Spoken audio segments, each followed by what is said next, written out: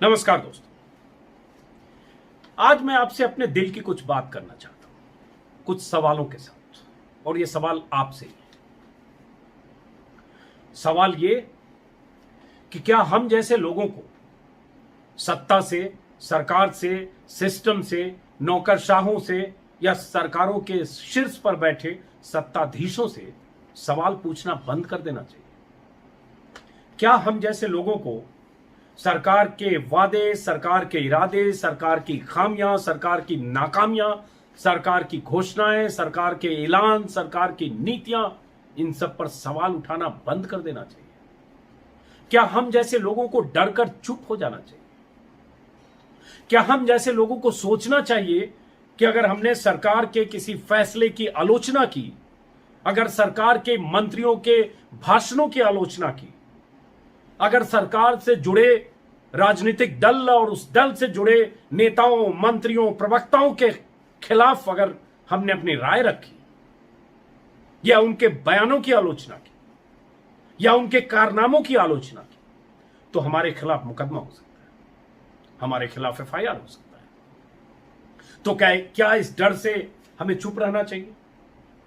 क्या इस डर से हमें मौन हो जाना चाहिए? क्या इस डर से हमें तमाम चीजों को नजरअंदाज करना चाहिए? या क्या इस डर से सरकार के पक्ष में मुनादी करने वालों की ब्रिगेड में शामिल हो जाना चाहिए? क्या इस डर से सरकार समर्थक बहुत बड़ी जमात मीडिया की जो है उसका हिस्सा बन जाना चाहिए? क्या इस डर से सरकार की किसी भी खामियों पर बोलने से पहले 100 बार सोचना चाहिए और अगर लगे कि इसका नुकसान उठाना पड़ सकता है तो चुप हो जाना चाहिए? आपको लग सकता है यह सवाल मैं क्यों पूछ रहा हूं, लेकिन यह सवाल बहुत जरूरी है, इसलिए कि आज स्थिति यह बन गई है कि YouTube चैनल पर अपनी बात कहने वाले लोगों के खिलाफ भी मुकदमे हो रहे हैं, एफआईआर हो रहे हैं। सोशल मीडिया पर अपनी बात कहने वालों के खिलाफ एफआईआर हो रहे हैं, मुकदमे हो रहे हैं। मैं भी एक YouTube चैनल चलाता हूं। 70 दिन पहले जब सड़कों पर मजदूर दिखे थे लॉकडाउन के बाद, उनकी त्रासदी, उनकी परेशानी, उनकी मुश्किलें, उनकी बेचैनी को देखकर मुझे लगा कि अपनी बात कहनी चाहिए। पहले मैंने ट्विटर पर वीडियो डाला था 24, 25, 26 मार्च को, फिर कई दोस्तों की सलाह पर मैंने कहा मैं भी अपनी बात कहूं और मैं 70 दिनों से यूट्यूब के जरिए अपनी बात करता हूं। ऐसे बहुत सारे लोग हैं, लेकिन अब क्या हो रहा है और ये आज मैं क्यों कह रहा हूं? क्योंकि जिस ढंग से कुछ पत्रकारों के खिलाफ मुकदमे हुए हैं, जिसमें अभी विनोद दुआ सबसे अहम है। मेरे घर से भी मेरे रिश्तेदारों का पटना से फोन आया, कुछ और दोस्तों ने नसीहत दी, यहां तक कहा फोन पर बात करने से बचो। कुछ साथियों ने कहा कि सतर्क रहो। परिवार वाले चिंतित थे, घर से फोन आया कि अजीत कुछ दिन चुप रहो, मत बोलो, क्या जरूरी है बोलने का, क्यों सरकार के खिलाफ बोलते हो या किसी सिस्टम के खिलाफ बोलते हो, चुप रह जाओ, 2-4 महीने कुछ और काम करो, मत इसमें पढ़ो। ये तमाम नसीहतें मेरे पास भी हैं। सबकी चिंता है कि अगर आपके खिलाफ एफआईआर अगरतला में हो जाए, आपके खिलाफ पणजी में हो जाए, गोवा में हो जाए, हुबली में हो जाए, बोगाईगांव धुबड़ी में हो जाए, सिलचर और जोरहट में हो जाए, अरुणाचल में हो जाए, तो क्या करेंगे आप? जैसे विनोद दुआ के खिलाफ हुआ है, बात वहीं से शुरू, तो क्या चुप हो जाए? अब विनोद दुआ के खिलाफ क्या हुआ है? विनोद दुआ को हम आप कब से जानते हैं? मेरा उनसे कोई परिचय नहीं है। मैंने तो कल किसी से नंबर लिया, मेरे पास उनका नंबर भी नहीं था। मैंने कभी, मेरी न उनसे कोई बात है, न हेलो हाय है, न मुलाकात है। शायद हम दोनों की दुनिया अलग रही, हम साथ काम हमने किया नहीं, लेकिन एक पत्रकार के तौर पर, एक स्टूडेंट के तौर पर जब पत्रकारिता में आ रहे थे तो एक जिज्ञासु जो प्रशिक्षु पत्रकार के तौर पर, और बाद के वर्षों में दिल्ली में रहते हुए विनोद दुआ को मैंने देखा है स्क्रीन पर, और कई बार मैंने सोशल गैदरिंग में भी देखी, लेकिन परिचय नहीं है इसलिए कोई संवाद नहीं।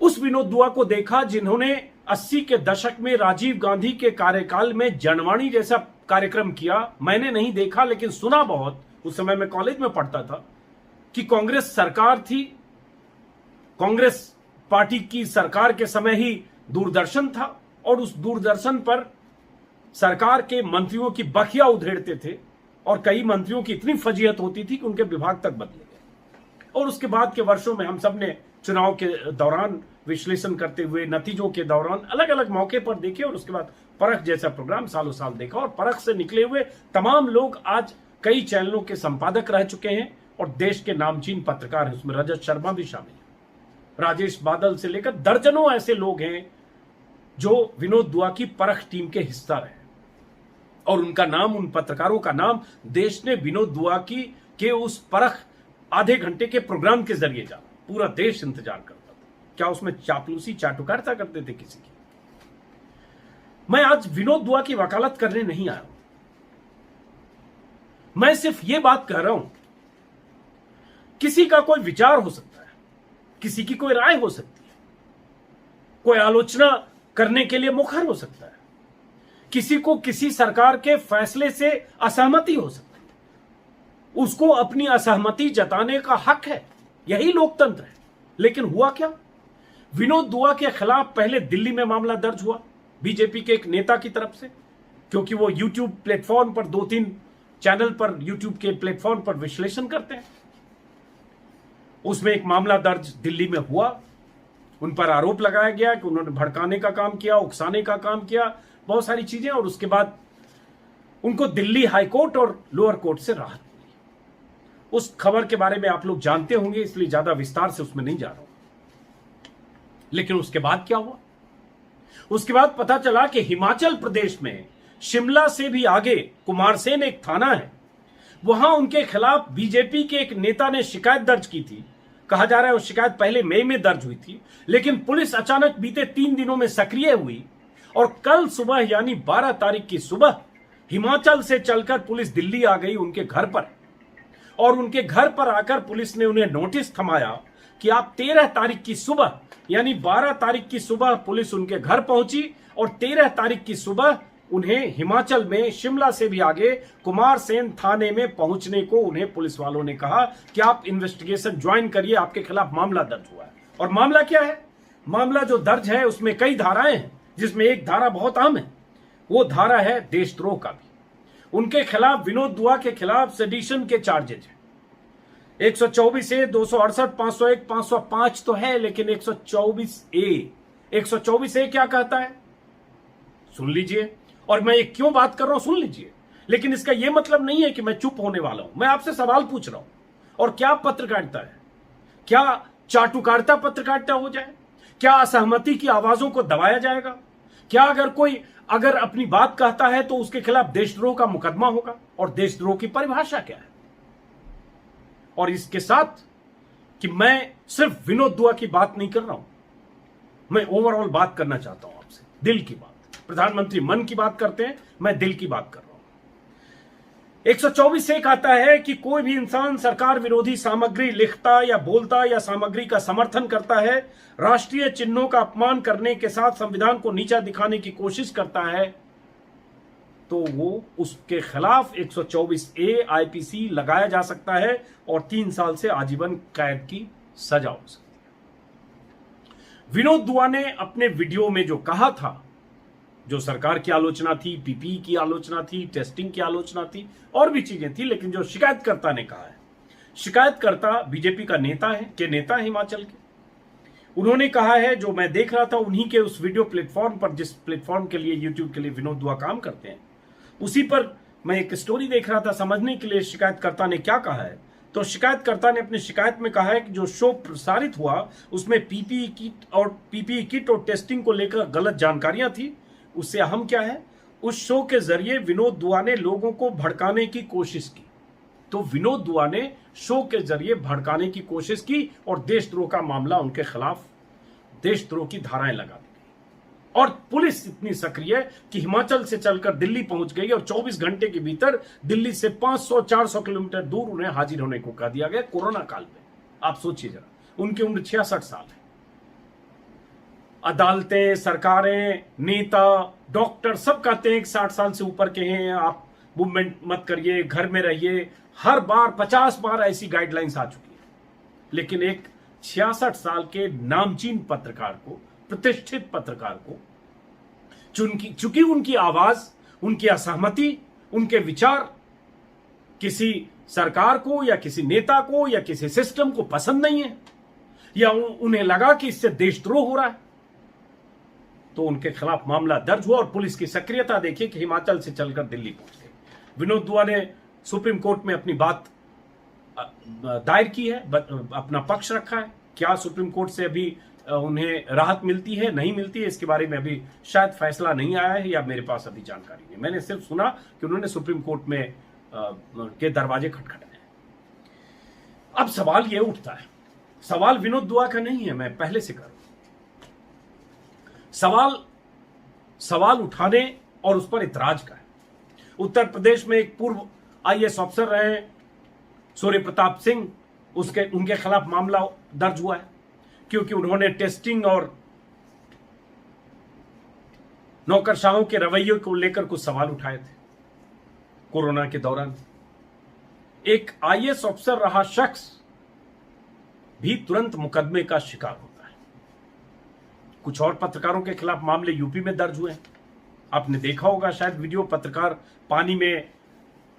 पानी के अंदर जाकर भी विरोध प्रदर्शन कर रहे हैं। कुछ और जिले से ऐसी खबरें आई। पहले भी हुआ था, मिड डे मील को लेकर एक पत्रकार के खिलाफ यूपी में मामला दर्ज हुआ। उसने मिड डे मील में गड़बड़ियां दिखाई और उसी के बाद में गिरफ्तारी हुई, हालांकि बाद में उसे राहत मिली। तो ऐसी तमाम चीजें होती है, लेकिन अभी सवाल यह है कि ये कैसे हो गया कि देशद्रोह का मामला दर्ज करेंगे आप विनोद दुआ के खिलाफ?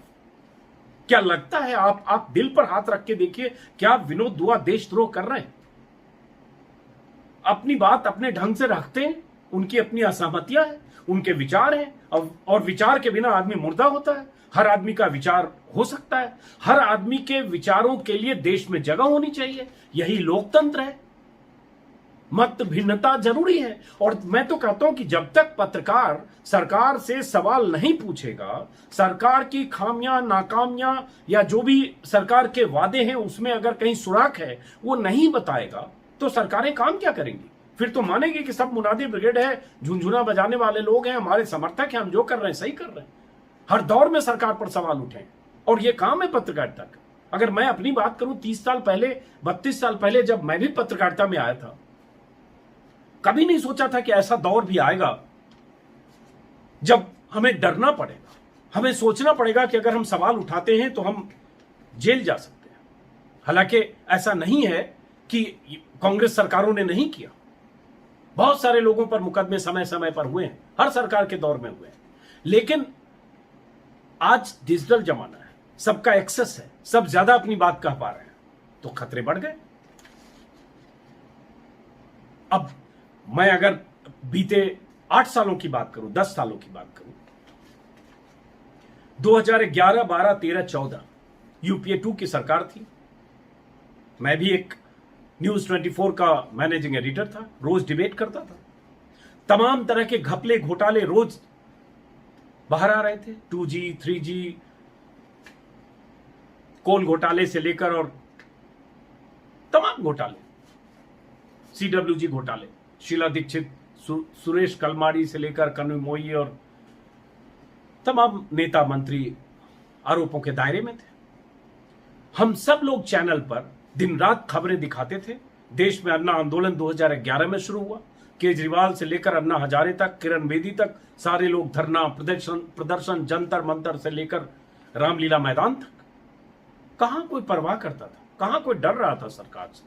कौन सा चैनल ऐसा था जो सरकार की खामियां या सरकार पर घोटाले या रोज केजरीवाल की प्रेस कॉन्फ्रेंस या रोज अन्ना हजारे का बयान या तमाम ऐसे सरकार विरोधी नेता मंच पर जाकर सरकार के 150 लोगों को चोर कहते थे, भ्रष्टाचारी कहते थे, लिस्ट जारी होती थी।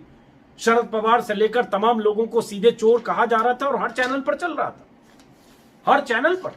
आप उठाकर 2011-12 देखिए आप क्या हुआ, किसको डर था?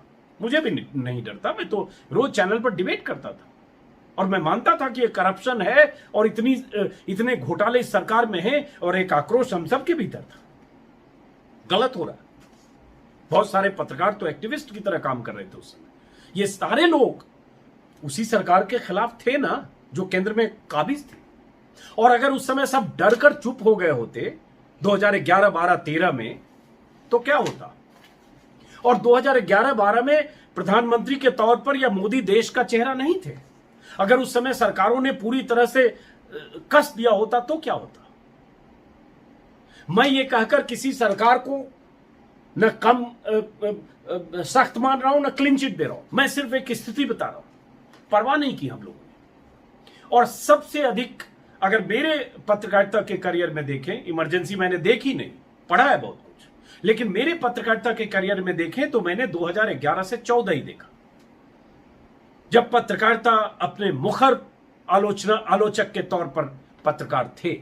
हो सकते हैं बहुत सारे पत्रकार हर दौर में ऐसे पत्रकार रहे जिनका सत्ता से रिश्ता रहा हो, सत्ता से निकटता रही हर दौर में। इमरजेंसी के दौर में खुशवंत सिंह जैसे लोग थे जो संजय गांधी की शान में बिछे जाते थे, इमरजेंसी के समर्थक थे। और भी बहुत सारे लोग, लेकिन कुलदीप नैयर जैसे लोग भी थे, और तमाम ऐसे लोग थे जो जेल गए और जेल जाने को तैयार रहते थे। आज कुलदीप नैयर नहीं है, शायद होते तो उन्हें भी यही देखना पड़ता, और उन्हें देखना पड़ा था, उनके कॉलम बंद किए गए थे। तो मेरा सवाल यह है कि क्या चुप रह जाना चाहिए, क्या बोलना बंद कर देना चाहिए। और हमारी तो दिक्कत यह है हम जैसे लोगों की, न उस सरकार में कहीं किसी से कोई लेना देना था, न इस सरकार में किसी से कोई लेना देना है, न उस सरकार के मंत्री, नेता और ऑफिसर और प्रधानमंत्री से कोई लेना देना था, न इस सरकार में कहीं जाकर अपनी सेटिंग और गेटिंग और इसके चक्कर में रहा। तो क्या होगा। मुझे याद है मनमोहन सिंह का एक प्रेस कॉन्फ्रेंस था, शायद आपको भी याद होगा, जब तमाम संपादक वहां पहुंचे थे 2014 के पहले, शायद 11-12 रहा होगा, ठीक से भी याद नहीं है, 13 होगा। मनमोहन सिंह प्रेस कॉन्फ्रेंस में मनमोहन सिंह एडिटर्स से मिले थे, और उस क्लोज डोर एडिटर्स की कम 12, 15, 20 लोग रहे होंगे, और बहुत तल्ख सवाल वहां अर्नब गोस्वामी ने पूछे थे ना, और हम सब ने तारीफ की थी, और सबने माना कि क्या बंदा है, जाकर सीधा प्रधानमंत्री से सवाल पूछा वहां, जबकि बहुत सारे संपादक, और उन्हीं सबसे अर्नब गोस्वामी सुपरस्टार बने 11, 12, 13, 14 में, 4 साल में। तो ऐसी बहुत सारी चीजें उस समय होती थी, हम परवाह नहीं करते थे। मुझे याद है, यह भी शायद 11-12 रहा होगा, मुझे साल याद नहीं है, कि मनमोहन सिंह ने कभी कहा था कि 100 दिन में हम महंगाई कम कर देंगे। मैं न्यूज 24 का एडिटर था।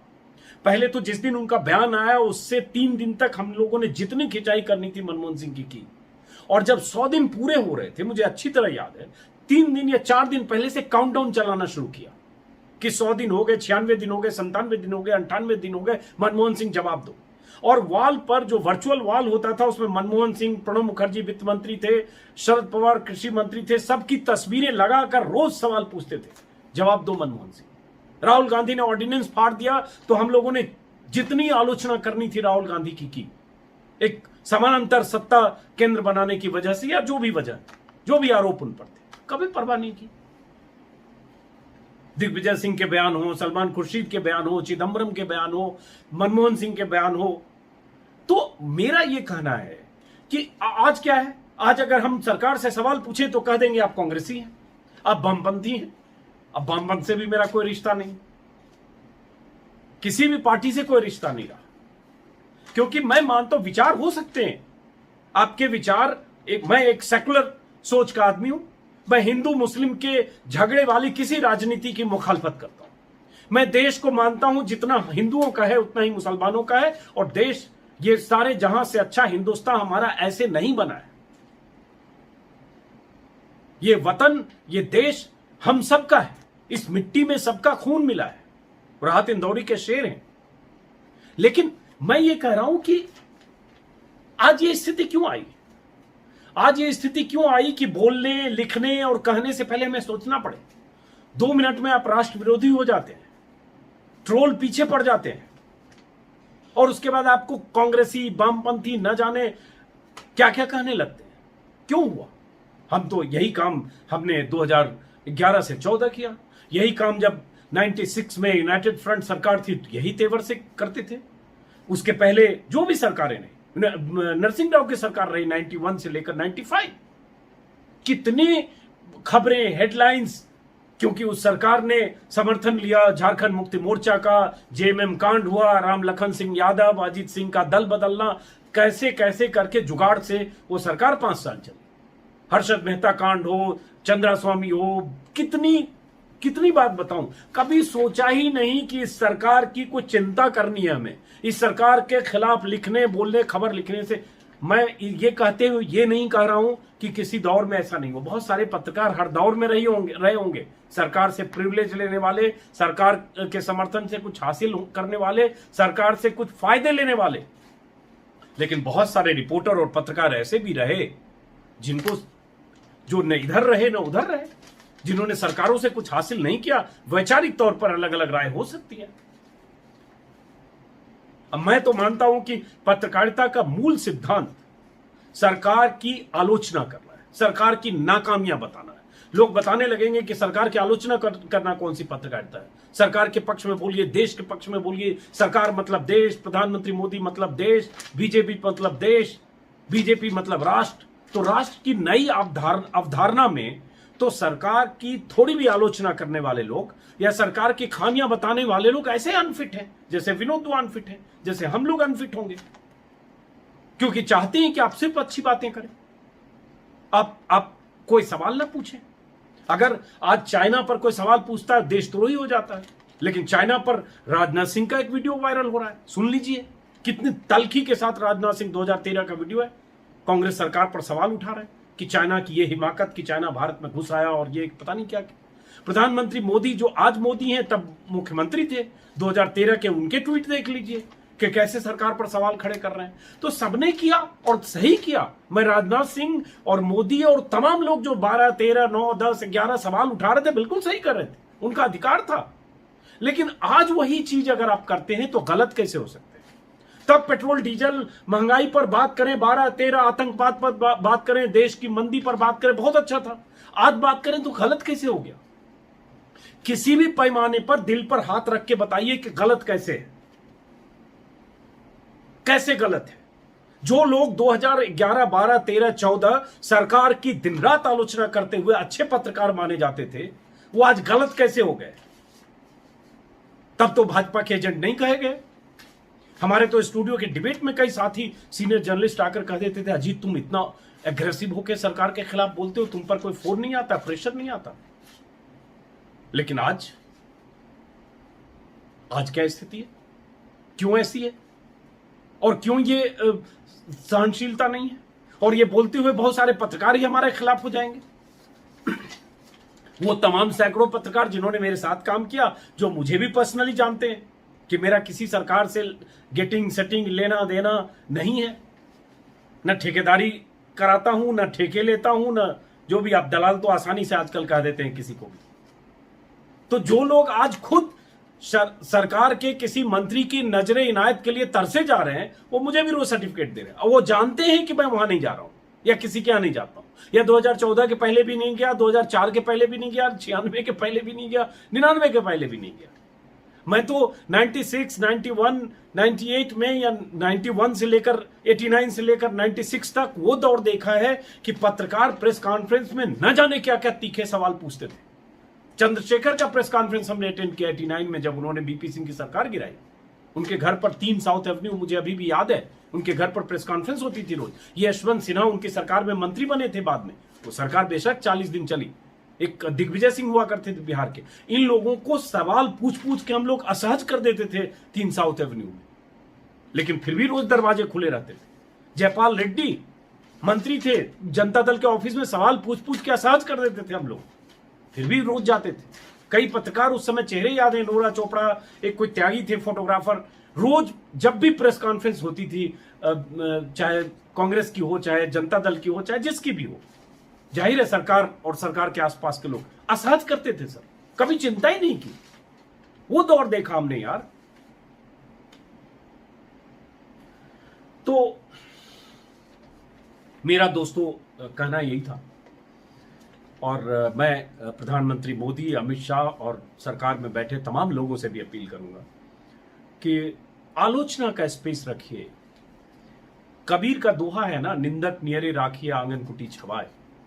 उसका मतलब क्या है?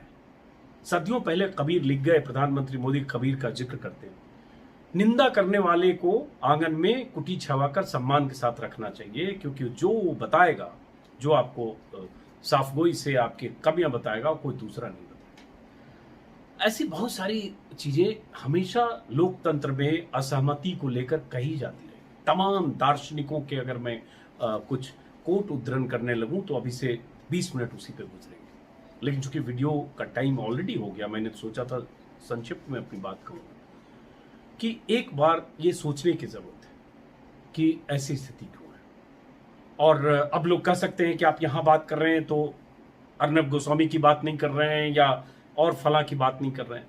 तो फर्क है कि आप सत्ता के साथ खड़े होकर सिर्फ विपक्ष से सवाल पूछना, सिर्फ विपक्ष की घेराबंदी करना, और जिसकी जिम्मेदारी है सत्ता की उससे सवाल पूछना, दोनों में फर्क है। तो पत्रकारिता ये भी है कि सिर्फ विपक्ष से सवाल पूछो। अमित शाह तो बता भी गए उड़ीसा में कि विपक्ष ने क्या किया।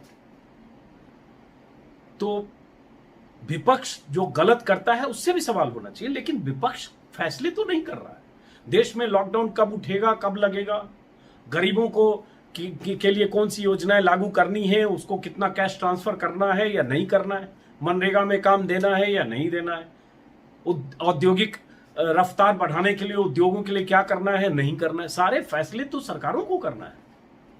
और ये सब कुछ अच्छा होता तो केंद्र सरकार की जिम्मेदारी होती। लॉकडाउन में अगर हम महाभारत 18 दिन की जगह 21 दिन में जीत जाते तो सारा क्रेडिट केंद्र को। तो फिर आलोचना भी तो होनी चाहिए अगर गलती है तो। और पत्रकार का काम है, मैं आखिरी में बात खत्म करती हूं, पत्रकार का काम है आलोचना करना। हाँ, अगर इसमें कोई एजेंडा चलाता है, पेड है, कहीं से पैसे लेकर कर रहा है, कहीं से ठेकेदारी लेकर कर रहा है, आप सवाल उठाइए, लेकिन जनरलाइज मत करिए। मेरा सिर्फ इतना कहना है, सब लोग एक तरह के लोग नहीं होते। अगर विनोद दुआ वैसे होते जैसे उन्हें चिन्हित करने की कोशिश बहुत सारे लोग कर रहे हैं, तो 1000-2000 करोड़ के विनोद दुआ भी होते आज। और हम जैसे लोग तो पता नहीं, ऐसे ही बस ठीक है, एक 30 साल नौकरी की इसलिए जी सकता हूं इस शहर में।